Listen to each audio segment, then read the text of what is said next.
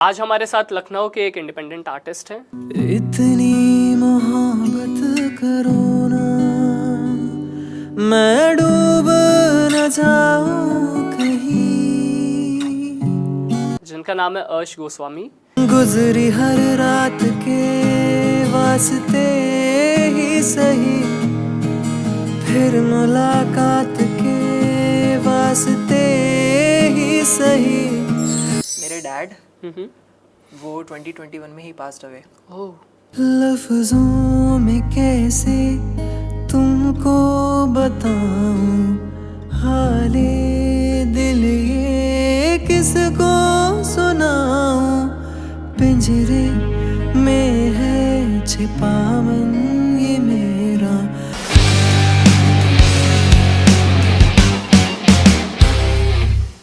Hello everyone, मेरा नाम है कुलप्रीत और मैं आप लोग का फिर से स्वागत करता हूँ म्यूजिक आना अनप्लग में।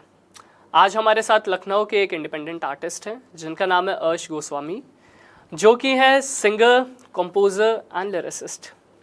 तो चले मिलते हैं अर्श से।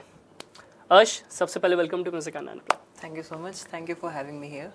My pleasure. सो अर्श, एक तकिया कलाम क्वेश्चन है जो हर सिंगर से मैं पूछता हूँ उनकी जर्नी के बारे में। आपसे भी जानना चाहूँगा ये म्यूज़िक की जो कहानी आपकी कहाँ से शुरू हुई? एक्चुअली म्यूज़िक इज़ लाइक मेरे को बचपन से ही पसंद था। लाइक मैं छोटा था तो सुनता वगैरह था, तो उसमें थोड़ा बहुत गुनगुनाना शुरू करता था, हमिंग वगैरह। तो पसंद तो बचपन से ही था। फिर मेरे को बताया गया था, ऐसा याद तो होता नहीं बचपन की चीज़ें। तो मैं फर्स्ट क्लास में था, वो मेरा पहला, उस टाइम पे मैंने अपनी पहली लाइव परफॉर्मेंस करी थी। अच्छा। In front of school. And काफ़ी अच्छा लगा था उस टाइम पे। तो मेरा जो पहला गाना था, मैंने गाया था नन्ना मुन्ना रही हूँ, देश का सिपाही। हाँ, मैंने वो पहला गाना गाया था और सभी लोगों को बहुत अच्छा लगा था। घर आए, फिर होता है छोटा बच्चा अगर एक बार कुछ कर दे तो फिर सब बोलने लगते हैं कि सुनाओ सुनाओ। पब्लिक में जैसे ही मिलते तो मेरे साथ वही होता था। वहाँ से थोड़ा बहुत पुश मिलता गया और इंटरेस्ट जागा। चलो बढ़िया, एटलीस्ट आपने फर्स्ट क्लास में गाना गाया था। हम लोग तो फर्स्ट क्लास में दूसरों के जो पेपर्स होते थे, मैं और मेरा एक दोस्त, तो हम लोग क्या करते थे फर्स्ट क्लास में जब थे, आई स्टिल रिमेंबर, क्योंकि याद इसलिए क्योंकि मैं उस समय पटक के हम लोग मारे गए थे। तो क्या हुआ था, हमारा कुछ पेपर चल रहा था, एग्ज़ाम चल रहा था बच्चों में, एंड हम लोग अपनी शैतानी में लगे हुए थे और हम दोनों के हाथ से एक दूसरे के साथ कुछ कर रहे थे। किसी के पेपर के ऊपर हाथ पड़ा और उसका पेपर 20 से 2 टुकड़ों में बिखर गया। And it was like test था, यूनिट टेस्ट टाइप समथिंग था। अब उसके बाद जो टीचर ने हम लोग के मारा, एंड आई स्टिल रिमेंबर, वो जो टीचर थी वो बंगाली एक टीचर थी। पहले उड़ाया, फिर पेरेंट्स को बुलाया। तो अब तो फिर भी चलो म्यूज़िक कर रहे थे हम लोग, तो वहाँ पे किसी ना किसी के पेपर ही फाड़ रहे थे फर्स्ट क्लास में। नहीं, ऐसा नहीं है, मैंने भी काफ़ी शरारतें करी इनफैक्ट। और मेरी दादी थी, वो हमेशा मेरी साइड लेती थी, बहुत साइड लेती। मैं कहीं भी कुछ भी करके आ जाता था, वो बोलती थी मेरा घर का नाम कान्हा है। अच्छा। तो बोलती थी मेरा कान्हा तो ऐसा कर ही नहीं सकता। लाइक इनफैक्ट मैं किसी के घर मीट पे जाता था, मैं उनका बल्ब फोड़ दे रहा हूँ, उनके घर में कोई शो पीस है वो फोड़ के आ जा रहा हूँ। और ऐसा नहीं था कि गलती से, जानबूझ के, क्यूरियोसिटी से कि है क्या ये। तो मेरी दादी मेरी बहुत साइड लेती थी, पापा भी बहुत साइड लेते थे। लेकिन मम्मी जो थी, वो मम्मी मेरे को हमेशा स्ट्रिक्टनेस में रखी हैं वो, कि उनका ये मोटिव है कि दूसरों को बोलने से बेटर है मैं अपने बच्चे को बोले। नहीं, ये ज़रूरी है, क्योंकि मेरे साथ क्या था कि मैं तो बचपन में अपने घर में तो मैंने बहुत तोड़ा ताड़ी की है। कोई भी सामान मुझे मिल गया, कोई टॉय मिल गया तो उसको खोल खाल के उसके अंचर पंचर एक करना मेरी आदत थी। 2 दिन के अंदर टॉय टूटना है। बट जब मैं बाहर जाता था किसी के घर में, तो उनके पेरेंट्स बोलते थे आपका बच्चा बड़ा सीधा है यार, इसके मुंह में जुबान नहीं है। मम्मी पापा बोलते रह लीजिए आप कुछ दिन हमारे घर आके रहिए तो पता चलेगा हमारा बच्चा कितना सीधा है। सेम मेरे साथ है, सेम मेरे साथ है। सब लोग बोलते हैं अरे ये तो बहुत अच्छा था। फिर मम्मी काउंटर रिप्लाई दे देती थी कि पता चलेगा, थोड़ा टाइम दीजिए अभी। और मैं विद इन 15 मिनट्स में बता देता था कि व्हाट आई एम। वो ज़रूरी है। तो ये सीन रहता था। एंड काफ़ी मेरे को पैम्परिंग भी करी गई है, बिकॉज मैं उस फैमिली का सबसे पहला बच्चा था। ये होता है। तो मैं जैसे ही पैदा हुआ तो पूरी फैमिली खुश खुश। और सिर्फ इतना ही सुना था दादी ने कि लड़का हुआ है, वो डायरेक्ट बोली कि कान्हा आया है। तो वहाँ से मेरा नाम पड़ गया कान्हा कान्हा, सब लोग कान्हा बनाने लगे। और एज यू नो, स्कूल के लिए तो पापा ने मेरा रखा था कि एक दूसरा नाम ऑल्टरनेट होना चाहिए, तो उन्होंने रखा था अर्श। एंड अर्श का मतलब तो सबको ही पता होगा कि अर्श का मतलब होता है आसमान। बिल्कुल। सो ये था जर्नी। तो आपने फर्स्ट क्लास में पहला गाना गाया जी। उसके बाद उसके बाद आगे गाना? छोटे मोटे होते रहते थे जो स्कूल में कॉम्पिटिशन्स में गाता रहता था। स्कूल के बाहर नहीं गाया। अच्छा। या तो घर में गा दिया या कॉम्पिटिशन्स हो रहे हैं तो उसमें गा दिया। और किसी कोई फंक्शन हुआ फैमिली, उसमें बोल दीजिए कान्हा गाना सुनाएगा, तो कुछ भी सुना दिया, ऐसे ही टेढ़ा मेढ़ा कुछ भी, यही चलता रहता था। किस टाइप के गाने आप प्रेफर करते हो गाना वैसे? मोस्टली मैं जो प्रेफर करता हूँ वो एक सॉफ्ट, जो हल्का सा इंडी फील भी दे, कभी कभार हल्का सा जैज फील भी दे। बट मेरे को मोस्टली वो डुपचिक टाइप के जो सॉन्ग्स होते हैं जो अभी चल रहे हैं, पॉप, ज़्यादा पॉप जॉनर में जो चला जाता है, वो सॉन्ग्स मेरे को नहीं अच्छे लगते, सूट नहीं करते मेरे को। हर बंदे की एक अलग आवाज़ है यार। अब हर बंदे से बोलो कि खड़े होके पॉप गा दे, या वो चिल्ला के रॉक गा दे हैवी वॉइस में, या प्योर क्लासिकल गा दे, वो भी पॉसिबल नहीं है। हर बंदे की एक अपना जॉनर है, एक अपनी। तो चलिए आगे मैं समझूं कि आपकी म्यूजिकल जर्नी और कैसे आगे बढ़ी, किस तरीके से आप पूरी तरीके से कॉम्पोजिशन में आए एंड परफॉर्मेंसेज आपने की अलग जगह। उससे पहले एक गाना हो जाए हमारी ऑडियंस के लिए। कौन सा गाओगे आप? मैं अरमान मलिक जी ने सिंग किया है उसको, बोल दो ना ज़रा। अच्छा सॉन्ग है यार, बहुत बहुत सही लगता है मुझे। मेरे को काफ़ी ज़्यादा पसंद है ये सॉन्ग। एंड मेरे को पापा मेरे हमेशा बोलते थे दैट तुम अरमान मलिक के गाने गाया करो, सूट करते हैं तुम पे। तो फिर मैं सुनने लगा उनके, और फिर मैं अच्छा लगने लगा, मेरे को भी अच्छा लगने लगा, तो फिर मैं मोस्टली प्रेफर भी वही करता हूँ। चले फिर वही शुरू करते हैं।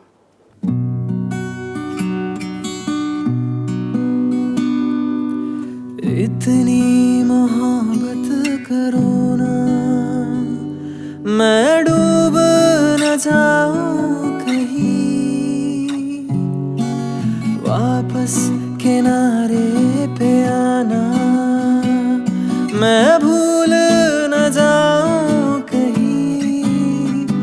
देखा जब से चेहरा तेरा, मैं तो हफ्तों से सोया नहीं। बोल दो ना जरा दिल में जो है छिपा, मैं किसी से कहूँगा नहीं।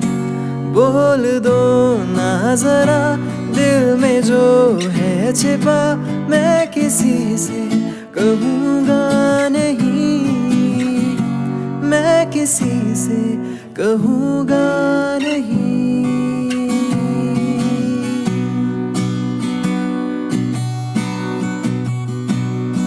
मुझे नींद आती नहीं है अकेले, ख्वाबों में आया करो, नहीं चल सकूंगा तुम्हारे बिना मैं, मेरा तुम सहारा बनो। एक तुम्हें चाहने के अलावा और कुछ हमसे होगा नहीं। बोल दो ना जरा दिल में जो है छिपा, मैं किसी से कहूँगा नहीं। बोल दो ना जरा दिल में जो है छिपा, मैं किसी से कहूँगा नहीं, मैं किसी से कहूँगा नहीं।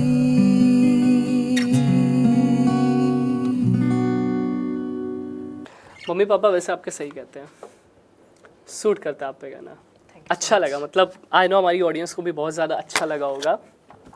तो अर्श मैं अभी ये समझना चाहूँगा, जैसे आपने बोला कि स्कूल में आपने थोड़ी बहुत परफॉर्मेंसेस दी, ठीक है, बट उससे फिर आपने सीखा भी सिंगिंग, आपने मुझे बताया था पहले जी। तो वहाँ पे हम लोग कैसे? एक्चुअली मेरा जो फैमिली है वो, मेरी पूरी फैमिली कोई ना कोई अच्छे पोस्ट पे है। लाइक मेरे डैड इंजीनियर थे, तो बचपन से यही होता है, एक स्टीरियोटाइप बना होता है फैमिली में कि यार बेटा हुआ है तो या तो इंजीनियर बनेगा या डॉक्टर बनेगा। तो मेरे सभी उम्मीदें थी, सबको ही थी, इंजीनियर बनेगा डॉक्टर बनेगा। वो बात अलग है, मैं नहीं खड़ा होता उसमें। तो मेरे को प्रॉपरली म्यूज़िक के लिए एक होता है फैमिली जो सपोर्ट मिलता है कि हाँ करो, वो मेरे को नहीं मिला। स्टडीज़ पे ज़्यादा फोकस कराया गया, और नो डाउट मैंने किया भी। फिर क्या हुआ, एक बार की बात है, स्कूल में एनुअल डे चल रहा था। अच्छा। और मेरा था हमेशा स्कूल में, अगर कोई फंक्शन हो रहा है मैं फोर्सफुली जाके टीचर से बोलता था मेरे को परफॉर्म करना है करना है करना है। खुद से अब आगे आते थे। हाँ, काफ़ी लोग के साथ ऐसा नहीं होता, वो पीछे बैठे रहते हैं कि खुद टीचर बुला लेगी मैं जाऊँगा, नहीं बुलाएंगे मैं तो बैठा हुआ हूँ। बट यार इनिशियली तो आपको आगे जाके बढ़ाना पड़ेगा ना, मुझे भी आता है, बताओ तो। जी, तो मेरे को काफ़ी अच्छा लगता था लाइव परफॉर्मेंस वगैरह करना। तो एनुअल डे चल रहा था और मैंने टीचर से फोर्सफुली बोला कि मेरे को एक सॉन्ग गाना है, ज़्यादा नहीं, 5 मिनट बस लूँगा, एक एंड में ही करवा दीजिए लेकिन प्लीज़ करवा दीजिए। तो उन्होंने थोड़ा बहुत रिक्वेस्ट वगैरह करी और मेरे को मिला, तो मैंने थैंक यू भी बोला उनको। तो मैंने बीते लम्हे गाया था, बीते लम्हे के। अरे बहुत बहुत अच्छा गाना है, बहुत अच्छा गाना। एक हो जाए आपकी आवाज़ में, मुझे लगता है सूट भी करेगा क्योंकि आपकी सॉफ्ट वॉइस है। तो लेट्स सी।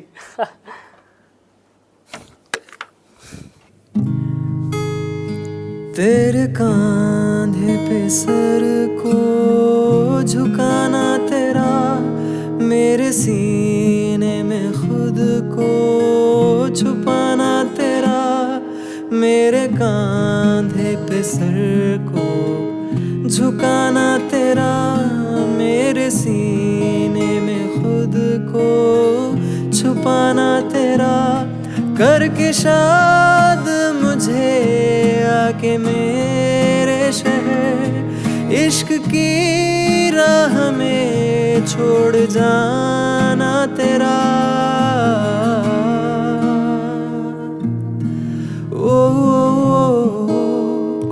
आज भी जब वो पल मुझको याद आते हैं, दिल से सारे गमों को भुला जाते हैं, दर्द में भी ये लब मुस्कुरा जाते हैं, बीते लम्हे हमें जब भी याद आते हैं, दर्द में भी ये लब मुस्कुरा जाते हैं, बीते लम्हे हमें जब भी याद आते हैं।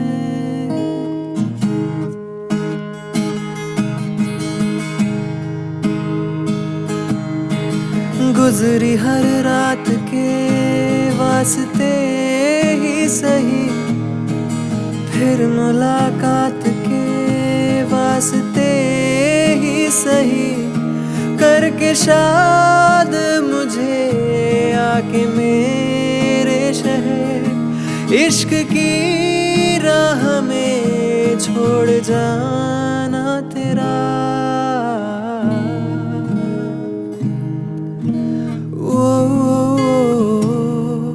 आज भी जब वो पल मुझको याद आते हैं, दिल से सारे गमों को भुला जाते हैं, दर्द में भी ये लब मुस्कुरा जाते हैं, बीते लम्हे हमें जब भी याद आते हैं।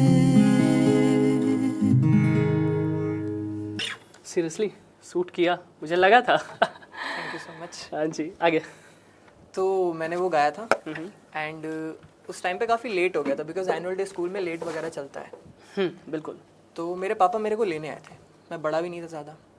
सो ये हुआ, मेरे पापा देख रहे थे एंड उन्होंने देखा, मेरे को कोई आइडिया नहीं था, मेरे पापा देख रहे हैं, मैंने परफॉर्म कर दिया, उन्होंने देखा, साथ में मेरे को घर के लेके गए वो। फिर मेरे को घर में बैठा के उन्होंने पूछा कि यही करना है? मैंने कहा हाँ पापा यही करना है। तो उन्होंने कहा पक्का देयर इज़ नो बैकिंग इसके बाद, क्योंकि तुम इस ऐसी फील्ड में जाने वाले हो, या तो इसमें चले जाओगे या अटक जाओगे, वापस नहीं आ पाओगे। बिल्कुल। तो मैंने कहा नहीं पापा वापस नहीं आना है, मैं जाऊँगा ही जाऊँगा। मैंने कहा ठीक है फिर चलो पता करो कैसे क्या होता है। तो फिर मेरे को 2-3 लोगों ने बताया कि तुम क्लासिकल सीखो, बिकॉज मेरा बेस नहीं था क्लासिकल का। पता था 7 नोट्स होते हैं, सारे गा मा पा धा नी सा, बट उसको कैसे क्या करना है, मॉड्यूलेट करना है, क्या होता है, वो सब नहीं पता था। तो मेरे को कुछ लोगों ने रिकमेंड किया कि ऐसे ऐसे इंस्टीट्यूट्स हैं, भातखंडे जा सकते हो।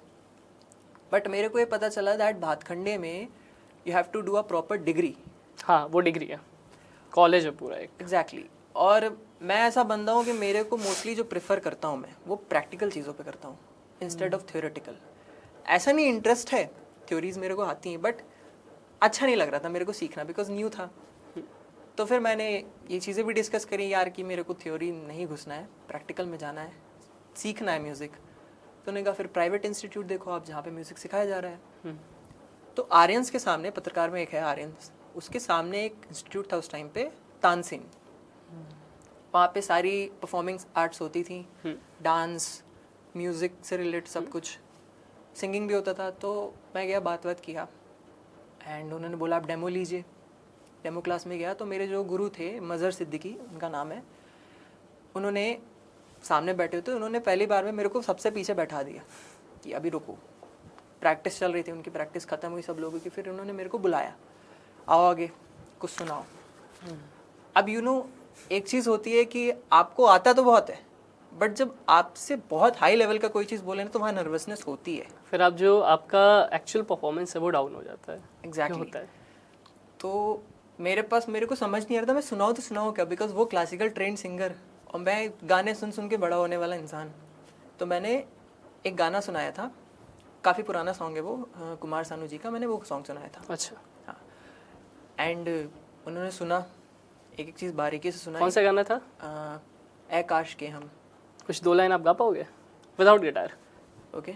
ए काश के हम होश में अब आने ना पाए, ए काश के हम होश में अब आने ना पाए, बस नगमे तेरे प्यार के गाते ही जाए,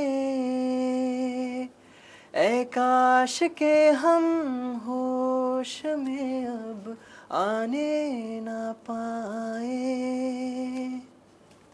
यही सेम चीज़ मैंने बढ़िया था यार। Thank you. एंड उन्होंने सुन के मेरे को सिर्फ एक ही चीज़ बोला, that you have that thing जो वोकलिस्ट में अंदर चाहिए होती है बट लैकिंग है। तो मैंने बोला सर इसीलिए मैं आया हूँ। ठीक है, कल से आ जाओ। और फिर नेक्स्ट डे से मेरी क्लासेस शुरू हुई। उन्होंने मेरे को 2 महीना कंसिस्टेंटली सिर्फ सा लगवाया, सिर्फ सा। और मेरे को काफ़ी बोरियत हुई, फ्रैंकली बोलूँगा, बिकॉज नहीं पता था। 2 महीना सा लगाया। फिर उसके बाद मैंने उनसे पूछा कि सर आगे कुछ बढ़ेंगे, बिकॉज मेरे को लाइट क्लासिकल सीखना है। उस टाइम में माइंड में मिथ था मेरे कि लाइट क्लासिकल और क्लासिकल डिफरेंट होता है, जबकि ऐसा होता नहीं है। बेसिक हर चीज़ की क्लासिकल ही है। तो उन्होंने बोला पेशेंस, सब्र रखो। लेकिन सब्र कहाँ ही होता नहीं होता है, वही तो प्रॉब्लम। और म्यूजिक में पेशेंस बहुत ज़रूरी है। मैं भी जब क्लासिकल सीखने के लिए इनिशियली गया था तो वहाँ पे मैं सो जाया करता था। वो बता रहे मैं पीछे बैठ के सो रहा हूँ, बुलाया आ जाओ बेटा गाओ। सर मैं गिटार दीजिए, मैं उसके साथ गाऊंगा। ऐसे मज़ा नहीं आ रहा, ऐसा सा नहीं लगाना ये। तो वो पेशेंस बहुत ज़रूरी है अगर आपको क्लासिकल में जाना है तो। उस टाइम पे नहीं था, अब बात अलग है, आ गया है। तो उन्होंने बोला पेशेंस रखो। 2 महीना बीता। उसके बाद मेरे को सरगम स्टार्ट कराई उन्होंने, जो अलंकार आरो अवरो होते हैं वो सब स्टार्ट कराया। इंटरेस्ट आया। फिर मैंने पूछा और कि सर और डीपली कैसे, इसमें क्या क्या चीज़ें होती हैं। उन्होंने बोला अब राग आएगी। और इनिशियल राग यमन उन्होंने करवाई और इंटरेस्ट जागा। फिर मैं उनसे और चीज़ें पूछने लगा कि सर और कैसे क्या होता है इसमें, और कैसे क्या होती हैं। उन्होंने ताने वगैरह सब कुछ मेरे को सिखाई और आइडिया भी नहीं लगा कब धीरे धीरे मैं उनका फेवरेट स्टूडेंट बन गया, one of the favourite student. और ये चीज़ बहुत बड़ी बात होती है अपने गुरु से ये चीज़ होना। तो वो बात अलग है, उन्होंने डांटा बहुत है। बिना डांट खाए कहाँ सीख जाएंगे। एंड मेरे साथ उस टाइम पे बहुत बड़ी गलती हुई थी। वो ये थी दैट मैं सनम को बहुत सुनता था। Sanam Puri he is one of my favourite singer. उसका रीज़न ये है कि मैं पुराने गाने सुनता था, मेरे को पापा रिकमेंड करते थे कि पुराने सुनो तब तुम सीखोगे, नए गाने में वो दम नहीं है। और मैं सर्च करता रहता था, उसमें सनमपुरी आता था क्योंकि यूज टू कवर। बिल्कुल। और उसकी क्वालिटी के दैट वो कवर करता है बट अपनी चीज़ें डालता है, इसीलिए वो डिफरेंट है। हाँ, ये बात तो फैक्ट है। तो मैं धीरे धीरे क्या उसको सुनते सुनते मैं उसके जैसा गाने लगा था। आपने उन्हीं के टेक्सचर को कॉपी करने की कोशिश में, मतलब एग्जैक्टली। और ये होता है, ये ज़्यादातर सिंगर्स के साथ उनकी यूनिकनेस छीन लेता है। प्रॉब्लम क्या है, आप जिसको सुन रहे हो, अब आप ये चीज़ नहीं समझ रहे हो कि आप जिसको सुन रहे हो आप उनसे सुन के आइडिया लो कैसे वो गा रहे हैं और अपना स्टाइल लगाओ। बट प्रॉब्लम ये होती है कि वो उन्हीं के स्टाइल को कॉपी करते करते उनकी आवाज़ को कॉपी कर लेते हो, फिर आपको तो बहुत अच्छा लगता है यार मेरी आवाज़ इससे मिल रही है उससे मिल रही है, बट जो सुनने वाला उसके लिए तो आप कहीं नहीं हो ना फिर। वो क्या यूनिकनेस क्या रही आपकी, कुछ भी नहीं रही। ये दिक्कत है आज के सिंगर्स में बहुत ज़्यादा है। लोग विशाल मिश्रा जी को, अरिजीत सिंह जी को या आतिफ असलम को काफ़ी लोग कॉपी करते हैं कि मुझे वैसा टेक्सचर चाहिए, बट फिर आप में और उनमें कोई डिफरेंस नहीं रहा। यही एग्जैक्ट चीज़ मेरे को मेरे सर ने बोली, दैट तुम गा रहे हो, नो डाउट अच्छा गा रहे हो, सुर में गा रहे हो, बट ऑलरेडी एक सनमपुरी है, तुम अपनी पहचान बनाने जा रहे हो ना, तुम जाओगे उसके जैसा गाओगे, कौन पूछेगा आपको। तो फिर बहुत डांटा उन्होंने। फिर धीरे धीरे मैंने वो चीज़ सही करी, और फिर उन्होंने मेरे को एक चीज़ बोली कि तुम कभी भी अच्छा गाओ बुरा गाओ, लेकिन एक इम्पैक्ट छोड़ो अपनी आवाज़ से। बिल्कुल। ऐसा कोई सिंगर नहीं है जो बिल्कुल तानपुरा लेके गले में बैठा हुआ है और हर जगह नोट नोट नोट नोट गा रहा है। वो गड़बड़ी हर किसी से होती है, बट आवाज से इम्पैक्ट छोड़ो कि लोग बोले इसकी आवाज अच्छी थी, आवाज यूनिक है, अच्छी है। हाँ, एग्जैक्टली कॉपी मत करो, किसी कॉपी ना करो। तो तब से मेरे अंदर से वो चीज़ हटी और मेरे को ये चीज़ रियलाइज हुई, सिंगर्स कैसे भी सुनो, गाओ अपनी आवाज़ में, उनका तरीका कॉपी कर सकते हो। और जो मैं मोस्टली सिंगर्स को सुनता हूँ अभी तक, इनफैक्ट जो मेरे ऑल टाइम फेवरेट सिंगर है वो है केके जी। फिर एक केके का सॉन्ग हो जाए बढ़िया सा। बिल्कुल बिल्कुल। कौन सा? तुझे सोचता हूँ, बहुत ज़बरदस्त सॉन्ग है। जी जी, नो डाउट। केके जी के तो सारे सॉन्ग उनके बहुत अच्छे हैं। एंड फ्रैंकली बोलूँ, मेरे को उनसे बेस्ट प्लेबैक सिंगर आज तक नहीं लगा यार। अगर मैंने जो देखा है, अगर रोमांटिक सॉन्ग्स का एरा जो आया था, केके जी लेके आए थे। एंड नॉट जस्ट रोमांटिक, आप उनको पेपे भी पकड़ा देते, वो भी गा लेते हैं, कुछ भी वो गा लेते हैं। मैंने उनकी एक वीडियो देखी थी, वो ऐसे लेटे हुए थे and he was singing, and इतनी एफर्टलेस सिंगिंग थी और इतना ज़बरदस्त फील आ रहा, लग ही रहा नहीं था कि कोई बंदा लेट के गा रहा है, और कोई बंदा गिटार भाई अपना लेटे हुए मोबाइल यूज़ कर रहा है, मस्त ऐसे ही गा रहा है। और मेरे को अभी कोई बोलता है कि कोई एग्जाम्पल दो किसी सिंगर से अगर चीज़ें सीखनी है, मैं एक ही चीज़ बोलता हूँ, ठहराव सीखना है केके जी, बिल्कुल। डायनामिक सीखना है केके जी, रेजिस्टर चेंज करना सीखना है केके जी। बिल्कुल बिल्कुल। परफेक्ट। डायनामिक्स के साथ क्या खेलते हैं, मतलब खेलते थे अब तो, बट उनके जाने के बाद ऐसा लगा कि अब वो बात नहीं रही। कोई नहीं आ सकता उनकी जगह, वो इकलौते थे। केके बॉस केके। तो चले फिर शुरू करते हैं। बिल्कुल। तू मेरा ठिकाना, मेरा आशियाना, ढले शाम जब भी मेरे पास आना, है बाहों में रहना, कहीं अब न जाना, हूँ महफूज इनमें, बुरा है ज़माना, बस सारे गम में जाना, संग हूँ तेरे, हर एक मौसम में जाना, संग हूँ तेरे, अब इतने इम्तिहान भी ना ले मेरे, आहा, संग हूँ तेरे, आहा, संग हूँ तेरे, आहा, संग हूँ तेरे।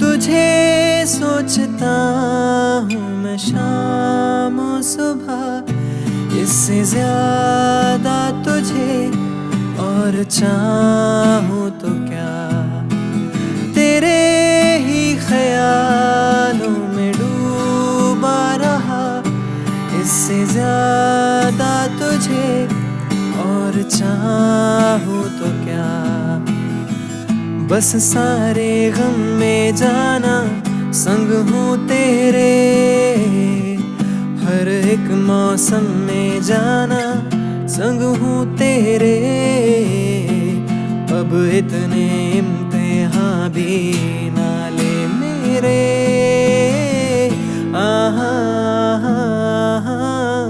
संग हूँ तेरे, आहा,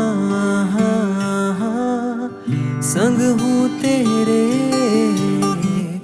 आहा।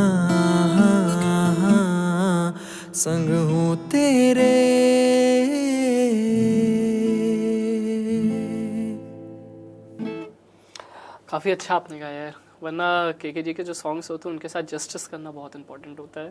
Thank you so much, but it was very good, it was very good. I tried. नहीं यार, इट वॉज गुड। तो मैं एक क्वेश्चन है मेरा आपसे कि आप इस समय कॉर्पोरेट में, आपने मेरे को बताया था जी। आप जाना चाह रहे थे पूरी तरह म्यूजिक से, एंड आपको फैमिली सपोर्ट भी मिला था, आपके पापा रेडी, देन कॉर्पोरेट में शिफ्ट। एक्चुअली हुआ क्या था दैट मेरे डैड वो 2021 में ही passed away. Oh, I am really sorry for that. So after that I am the eldest son, मैं ही घर का बड़ा हूँ, और एज सच जो होता है ना फैमिली सपोर्ट होता है, लाइक हमारे जो रिलेटिव होते हैं, मेरे ऐसे नहीं है, ऐसे मेरे रिलेटिव नहीं है। थैंक गॉड मेरे मामा नानी ये लोग थोड़ा बहुत सपोर्ट किए और करते भी आ रहे हैं अभी तक भी थोड़ा बहुत। रिलेटिव्स के साइड से सपोर्ट नहीं मिलता है किसी को भी, बहुत बहुत लिमिटेड है शायद मिले, वरना जो सपोर्ट आपके पेरेंट्स मिलता है बस वही मिलता है, एंड अगर वो नहीं है तो फिर तो you have to do on your own. Exactly. So पहले तो मैं लाइटली लेता था कि ठीक है हो जाएगा, चीज़ें हो जाएगा, बट फिर मैंने एक चीज़ नोटिस करी दैट मेरे ऊपर एक नहीं, दो नहीं, तीन नहीं, बहुत रिस्पॉन्सिबिलिटीज़ हैं। फर्स्ट ऑफ ऑल मेरा भाई, ही इज़ इन 8th, उसका अब 2 साल बाद 10th है, और 10th में यू नो कोचिंग्स वगैरह की कितनी फ़ीस होती हैं, मैं नहीं करूँगा तो कोई नहीं करेगा। और ठीक है मेरा अभी प्रॉपर नहीं हो पाया, लाइक मेरा एक छोटा सा ड्रीम था दैट मैं आफ्टर 12th जाऊँ फॉरेन स्टडीज़ में, वो नहीं हो पाया क्योंकि ऐसी कंडीशन आ गई थी डैड की कि उन्होंने ही मेरे को बोला कि तुम ही घर के बड़े हो, तुम चले जाओगे तो कौन ही देखेगा, कैसे चलेगा सब। तो मैंने कहा ठीक है यार, स्टडीज़ होती रहेंगी, घूमने जाते रहेंगे, पापा तो एक ही है ना, पापा की बात मानते हैं। तो ये हुआ, फिर मैंने ये चीज़ देखी कि भाई है उसको अच्छे से पढ़ाना है, तो इसके लिए आई हैव टू। तो मैंने हाथ पैर मारे, क्योंकि लखनऊ में जिस फील्ड में मैं अभी हूँ प्रोफेशनली, म्यूज़िक तो मेरा पैशन है, वो मेरी लाइफ है, बट प्रोफेशनली जिस फील्ड में मैं वर्क कर रहा हूँ लखनऊ में उसकी कोई ज़्यादा डिमांड नहीं है।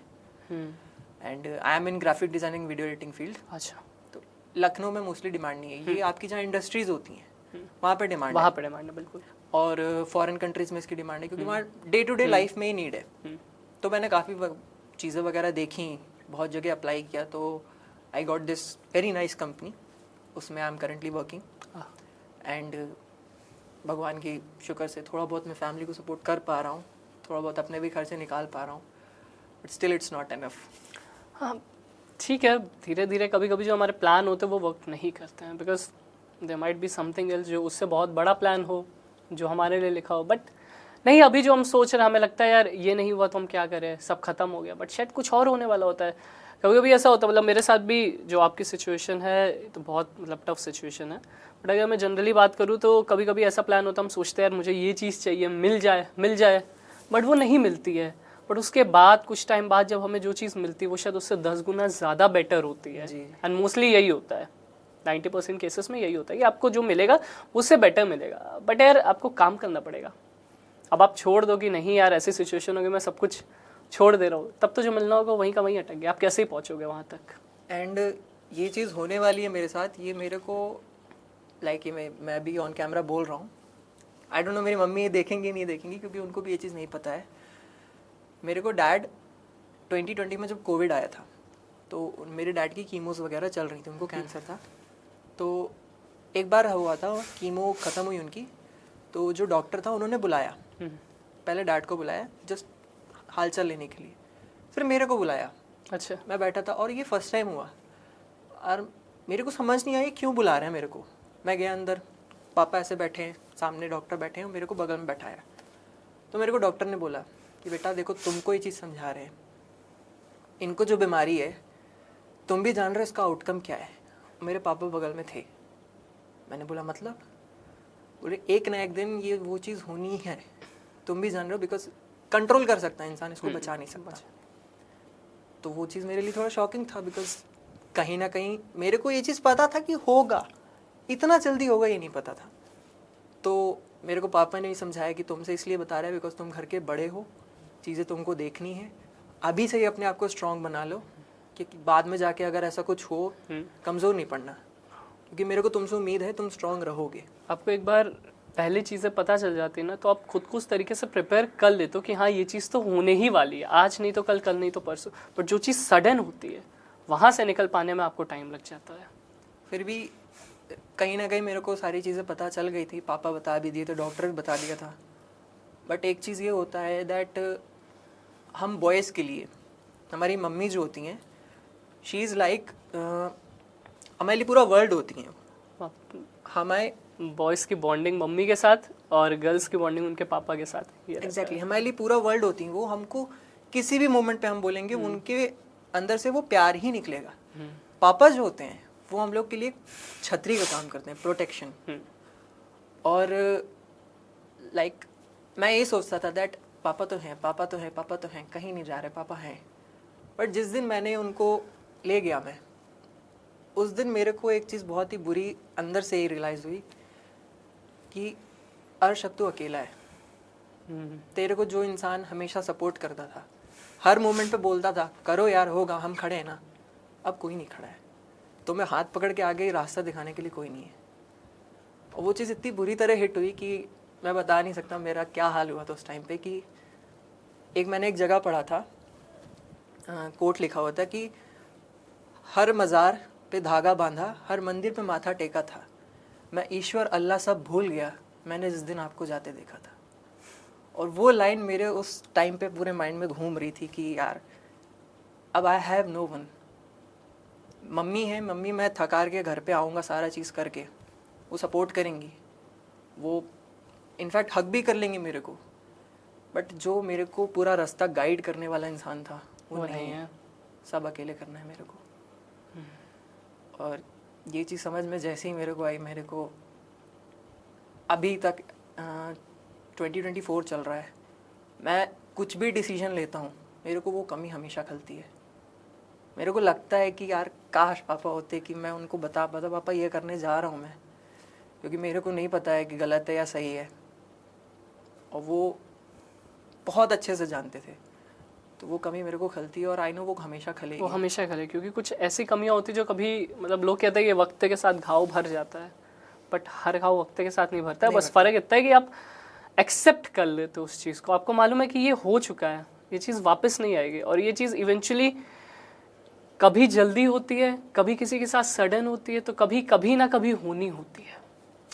रूल है यार लाइफ का कि ये चीज़ पे आप एक ना एक टाइम पे तो पहुँचो। कुछ लोग 100 साल बाद जाते हैं और कुछ लोग शायद बहुत कम एज में। अब मैंने एक देखा था, एक के साथ कुछ ऐसा हुआ तो 3 साल की उम्र में ही उनके साथ हो गया। तो इट्स लाइक कि this is a part of life, आपको आगे तो बढ़ना ही है। तो चलिए अभी आपके ओरिजिनल के साइड चलते हैं, हमारी ऑडियंस को ज़्यादा इंतज़ार नहीं कराएंगे। इवन मैं भी नहीं ज़्यादा इंतज़ार कर पा रहा हूँ। क्या ओरिजिनल किस जॉनर का है आपके? मेरा नॉर्मल सा जॉनर है, इंडी जॉनर। इंडी जॉनर। क्या नाम है ओरिजिनल का? इंतज़ार तेरा। इंतज़ार तेरा। तो ये सॉन्ग राइटर और कंपोज़र कैसे आया थॉट कि शुरू करें? मेरे को ऑनेस्टली फ्रैंकली बोलूँ, मेरे को लिखना नहीं आता है उतना अच्छे से। मैं ट्राई करता हूँ, और ये ट्राई मैं अभी से नहीं बहुत टाइम से करता आ रहा था। पहले मैं क्या करता था, जो हम लोग के ऑलरेडी रिलीज सॉन्ग होते थे मैं उस पर चेंजेस करने की कोशिश करता था, जो कि बहुत ही गंदा बनता था। और स्कूल की रफ कॉपी होती थी उसके पीछे लिखता रहता था।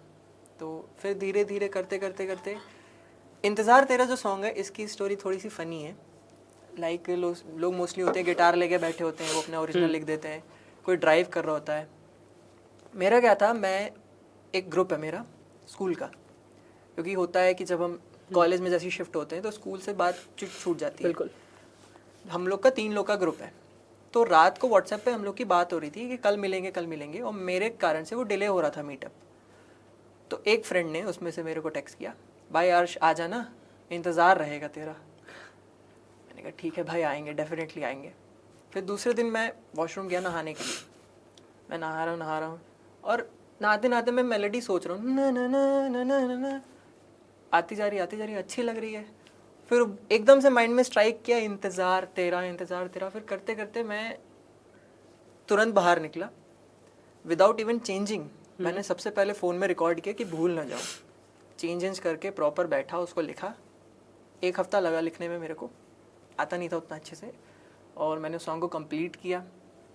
मेरा पहला सॉन्ग बना वो। इस पे भी काम चल रहा है, जल्दी अब सबको सुनने में आएगा सारे स्ट्रीमिंग साइट्स में। एंड उसको कंपोज किया बैठ के, खुद ट्राई किया कि कौन कौन सी चीज़ें हम लोग कर सकते हैं, बिकॉज मेरा फर्स्ट कंपोजिशन था ये। फिर मैंने जहाँ पे मैं वर्क करता हूँ स्टूडियो में, मैंने उनको सुनाया, उनको भी अच्छा लगा, उन्होंने कहा लेट्स वर्क ऑन इट।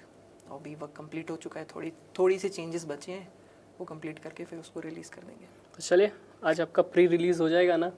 बिल्कुल विद अनप्लग वर्जन। तो शुरू करते हैं जी। लफ्जों में कैसे तुमको बताऊं हाले दिल ये किसको सुनाऊं, पिंजरे में है छिपा मन ये मेरा, न होश न खबर अब तो है असर ये तेरा।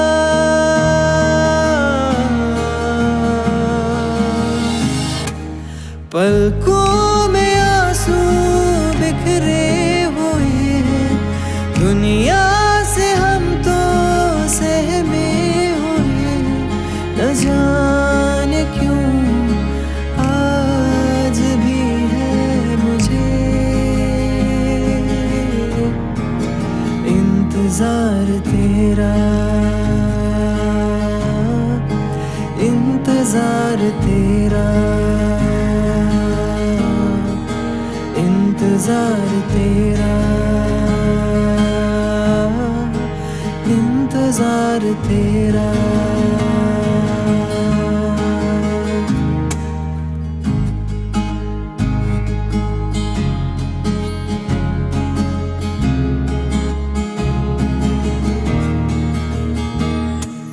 कुछ तो बातें अधूरी रही, कुछ मुलाकातें बाकी रही, बेखबर तू है प्यार से मेरे, समझे क्यों ना प्यार को मेरे।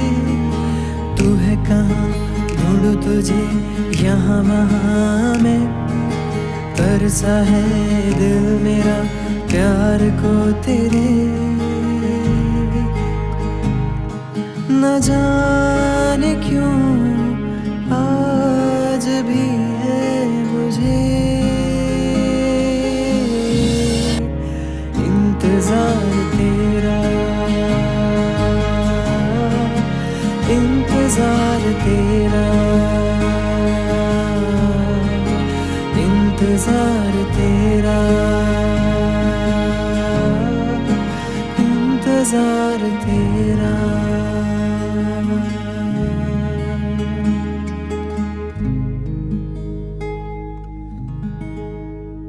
यार आई मस्ट से लिरिक्स काफ़ी अच्छी है एंड काफ़ी सॉफ्ट सॉन्ग बना है thank you so much. And आपकी जो वॉइस है वो उसको बहुत अच्छी तरीके से जस्टिस भी कर पा रही है लिरिक्स के साथ, तो इट्स रियली गुड यार। Thank you so much. तो अगर आप हमारी ऑडियंस को आपके और ज़्यादा गाने सुनने वो कैसे सुन सकती है, आप अपनी इंस्टाग्राम आईडी या फेसबुक या यूट्यूब जहाँ भी आप डालते हो वो बता दीजिए। सो मेरा इंस्टाग्राम अकाउंट है अर्श_गोस्वामी, वहाँ पे जाके आप सब लोग सुन सकते हैं।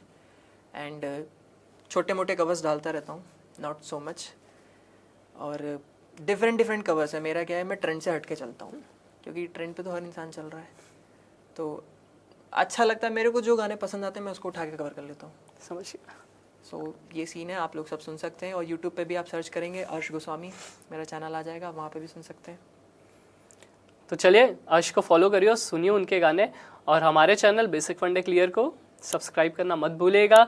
इंस्टाग्राम का लिंक है हमारे डिस्क्रिप्शन में, उसको फॉलो करना मत भूलिएगा, क्योंकि वहाँ पे बिहाइंड द सीन्स और भी बढ़िया चीज़ें आपको देखने को मिलेगी।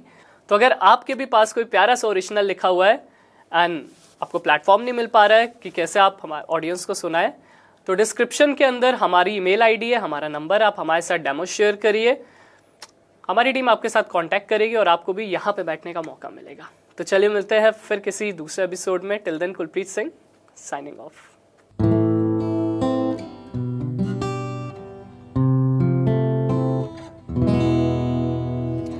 अनजाने हो तुम क्यों, बेगाने हो तुम क्यों, पहचाने लगते हो क्यों, जब गहरी नींदों में तुम सोए सोए हो तो मुझ में जगते हो क्यों। दिल तुझको चाहता है, यूं मुस्कुराता है, क्या तुझसे है वास्ता, क्या तुझ में ढूंढूं मैं, क्या तुझ में पाऊं मैं, क्या क्या है तुझ में मिला, जानू ना मैं तुझ में मेरा हिस्सा है क्या। अजनबी अपना मुझे तू लगा, जानू ना मैं तुझ में मेरा हिस्सा है क्या, है अजनबी अपना मुझे तू लगा।